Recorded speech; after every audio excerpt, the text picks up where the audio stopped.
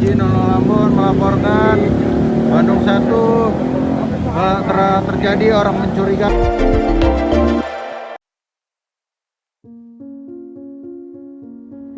Seorang perempuan dikabarkan berusaha menerobos kawasan Istana Kepresidenan Jakarta di Jalan Medan Merdeka Utara dengan membawa senjata api jenis FN. Peristiwa ini dibagikan oleh akun Instagram @loverspolri Selasa 25 Oktober 2022 melalui unggahannya.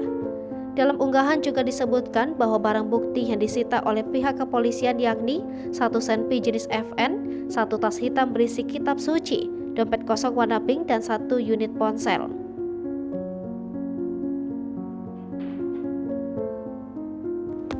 Diamankan oleh personil Gatur dan juga Pas Pampres. Mohon izin 00 Ambon, izin bantuannya 00 Ambon.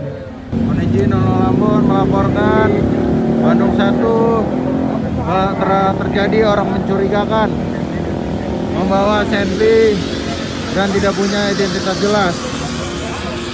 Sudah diamankan oleh personil Gatur dan juga Pas Pampres. Mohon izin 00 Ambon, izin bantuannya 00 Ambon.